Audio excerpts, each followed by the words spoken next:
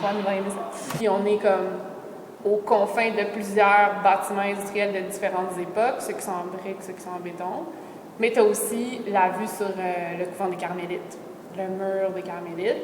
Fait que c'est comme toute une espèce de superposition historique intéressante où tu te retrouves dans un lieu qui est un peu aussi un non-lieu. Là. Moi, j'appelle ça comme la cour arrière de la ville, où tu as un point de vue qui est comme opposé. Tu n'as pas toujours l'impression que tu as le droit d'être là. Tu n'as pas toujours l'impression, en fait, ou tu n'as même jamais l'impression que le point de vue que tu as quand tu es dans ce lieu-là, il n'est pas organisé.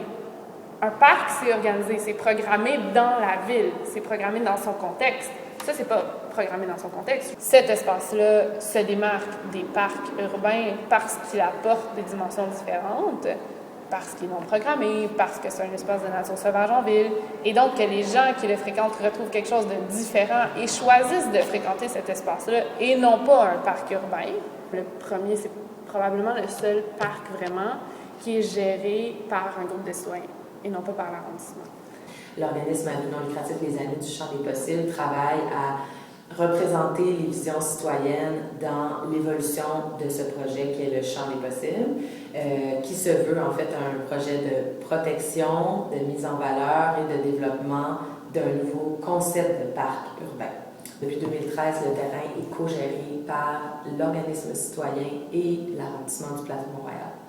L'objectif de l'existence de notre organisme est justement de s'assurer que les visions citoyennes sont considérées à toutes les étapes du projet. Et d'ailleurs, ça se veut être présent dans l'avenir aussi, et pas juste dans le geste physique, mais aussi dans la veille du lieu, le fait d'être curateur. Moi, je trouve que souvent, les espaces sont trop programmés. Puis là, ben, c'est là que rentre le design.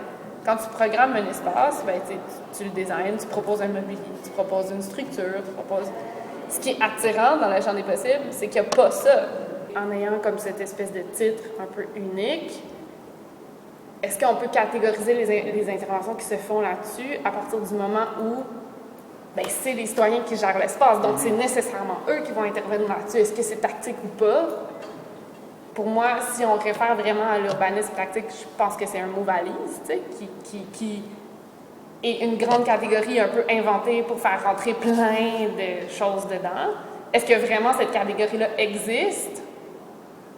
Ben, oui et non. Tu sais, c'est très théorique. Maintenant, qu'est-ce qui fait en sorte que cette catégorie-là se définit? Ben, c'est entre autres les gestes éphémères. Est-ce que le champ des possibles rentre là-dedans? Plus ou moins, tu sais. L'appropriation qui se fait sur le champ des possibles n'est pas éphémère.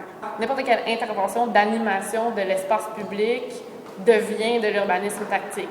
Est-ce que tout ça s'en est? Est-ce qu'on est capable de définir mieux que « Ah oui, ça peut partir des citoyens. Ah oui, ça peut partir des professionnels. Ah oui, ça peut partir du maire. Ah oui, ça peut partir de... » Ben OK, donc tout est de l'urbanisme tactique. Est-ce que c'est porté par une approche top-down ou est-ce que c'est porté par une approche bottom-up? Puis c'est aussi toute la nuance que je pense que c'est important d'apporter à ce terme-là. Le champ des possibles, de le classer dans l'urbanisme tactique, je trouve que ça lui enlève de son historique, ça lui enlève... Le champ des possibles, c'est un peu indéfinissable. Donc, notre organisme représente une portion des citoyens, fait des activités et des interventions, des activités de réflexion qui se veulent le plus représentatives possible. Et en ce sens-là, oui, toutes les interventions de notre organisme sont d'une certaine façon tactiques. Les actes de notre organisation sont, je pense, vraiment tactiques, mais les interventions, les multiples autres interventions citoyennes qui continuent à s'exprimer dans l'espace, je ne sais pas si on peut toutes les qualifier de tactiques. La majorité des gens qui agissent dans cet espace-là le font avec une certaine intention. Donc, que ce soit pour exprimer une frustration ou exprimer un amour pour quelque chose. Donc, il y a vraiment comme une variété d'intentions. Mais il y a peut-être des interventions qui se font de manière vraiment plus spontanée. Donc, ce ne sont pas toutes des interventions tactiques, mais je pense que nous, on a fait, entre autres, des interventions dans l'espace graduellement, de plus en plus officiellement dans le site afin de le protéger, notamment le jardin Rorick qui avait été fait dans l'espace par Émilie Rose Michaud, qui était un exercice de land art vraiment intentionnel de protection de l'espace.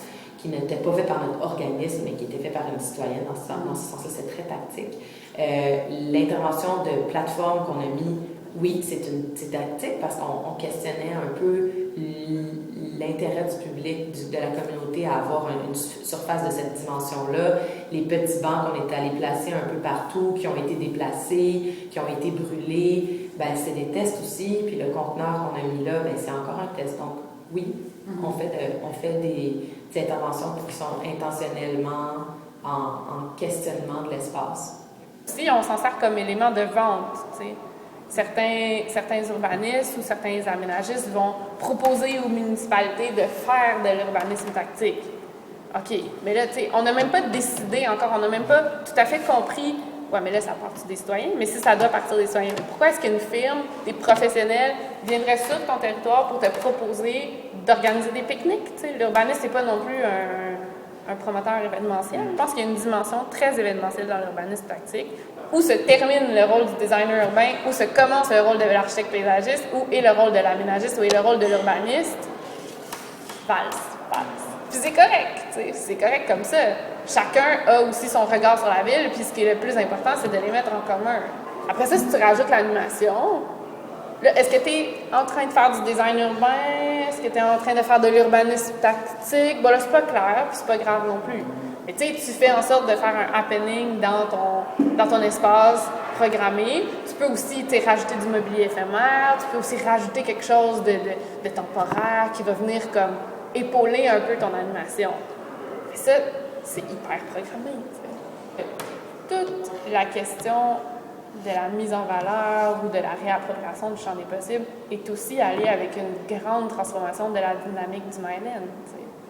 Puis de la réappropriation des édifices même qui bordent le champ des possibles. Fait que est-ce que on a changé la perception des gens ou on a juste amené des gens qui, en plus, se positionnent un peu, tu sais, je veux dire, c'est des artistes, c'est des travailleurs du milieu de l'aménagement, c'est des architectes. Puis c'est d'aimer ça, les espaces post-industriels, tu sais. Je veux dire, on va parler de hipster, on va associer ça au Myland, c'est quand même un courant, puis ça rentre dans ce courant-là. Est-ce que c'est juste à la mode? Peut-être.